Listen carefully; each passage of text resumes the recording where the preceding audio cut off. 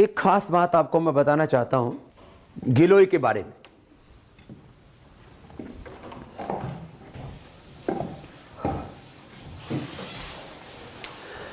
गिलोय का इस्तेमाल मैंने पहले स्वयं किया, फिर लाखों करोड़ों लोगों को इसके बारे में बताया।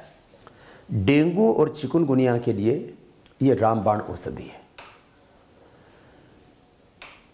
प्लेटलेट बढ़ाने के लिए गिलोय के अलावा कोई दूसरा विकल्प ही नहीं। गिलोय के साथ साथ थोड़ा हेल्प करता है एलोवेरा, वीटाग्रास, पपीते के पत्तों का रस, वो भी हम पिलाते हैं जब किसी को डेंगू हो जाता है और जीवन खतरे में पड़ जाता है। यद्यपि ठंड में हमारे हाथ भी ऐसे ठंडे तो काफ़ी हो ही जाते, लेकिन मेरे हाथों में कभी कोई तकलीफ़ नहीं आती।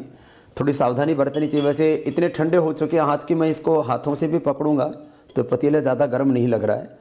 और ये गिलोय के काढ़े को मैंने पहले उसको इमाम दस्ते में कूट लेते हैं, फिर उसको ऐसे उबाल लेते हैं। करीब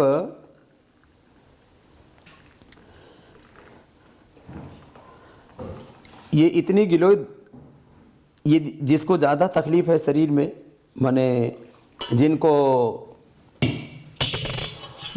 भयंकर अर्थराइटिस है, जिनको बार बार सर्दी जुकाम होता है, जिनको ठंड बहुत अधिक लगती है, जिनको डेंगू चिकनगुनिया आदि की समस्याएं हैं, उनके लिए तो ये इतना पूरा पी सकते हैं। बाकी जो स्वस्थ व्यक्ति हैं वो इससे आधा भी पी सकते हैं। इसमें आप थोड़ा शहद मिला सकते हैं, थोड़ा कड़वा होता है तो आप शहद मिला करके भी पी सकते हैं, और आप बिना शहद के पिए तो बहुत अच्छी बात है। और डायबिटीज़ के लिए भी रामबाण है, मोटापा के लिए भी अद्भुत है। इसके पूरे बेनिफिट्स आपको बताते हैं, लेकिन कोई शहद मिला करके भी पीना चाहे तो इसको पी सकता है। गिलोय को संस्कृत में अमृता कहा जाता है। अमृता माने न मरने वाली और न मरने देने वाली।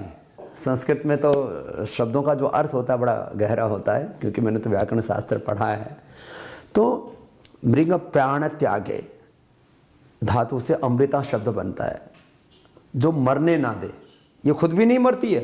ये जो गिलोय है, इसको हम इस इमाम दस्ते में कूटते हैं, इसको डाल लेते हैं और ऐसे फिर जो है, आप लोगों ने देखा होगा पहले घरों में सब जगह हुआ करता था, तो इसको इमाम दस्ते में कूटने से ज़्यादा अच्छे से इसकी पिटाई हो जाती है। जिनको ये सुविधा उपलब्ध ना हो तो इसके छोटे छोटे टुकड़े करके मिक्सिंग में भी इसको कूट सकते हैं।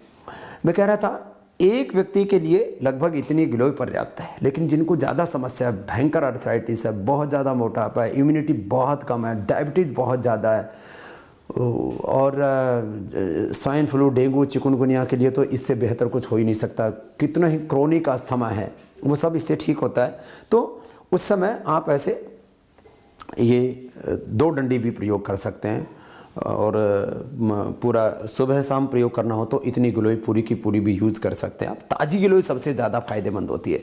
मैं कह रहा था आप जो है जिस तरह से कूटने के बाद इसकी ये स्थिति हो जाती है जो हमने आपको दिखाई थी, ऐसे ऐसे पीट लेते हैं इसको। जिनको बहुत ज़्यादा इसका फ़ायदा उठाना हो तो इसको पीट करके रात को भिगो दें, और फिर सुबह, अभी तो जो है इसको पका ही रहे थे तो ये इसका और भी आधा कर सकते हैं, उबालते उबालते आप इतना आप रख करके और इसको ऐसे पी सकते हैं। काफ़ी गर्म है अभी।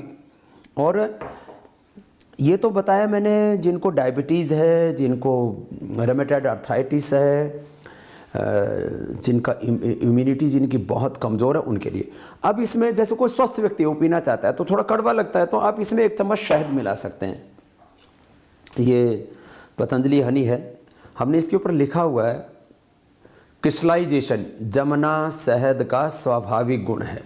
ये हमने इसके ऊपर हिंदी और अंग्रेजी में लिखा हुआ है, और इसका उद्देश्य यही है कि कुछ लोग समझते हैं कि अरे ये शहद का तो क्रिस्टलाइजेशन हो गया, ये तो कोई नकली शहद तो नहीं है।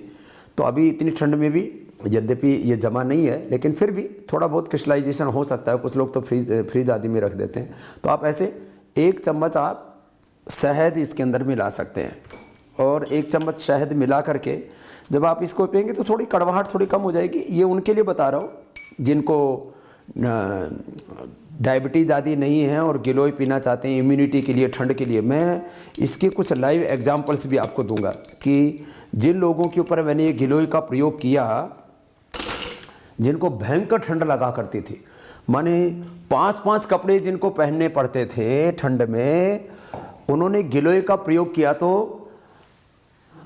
मात्र थोड़ा सा हल्का सा गर्म कपड़े से उनका गुजारा हो जाता है। इस गिलोय के बारे में ऐसे तो बहुत सी बात आपको बताना चाहता हूँ। और सुबह सुबह लोग चाय पीते हैं और कई तरह के कार्यक्रम करते रहते हैं। मैं कहता हूँ सुबह सुबह आप सर्दियों में तो गिलोय की चाय पीजिए, गिलोय का काढ़ा पीजिए।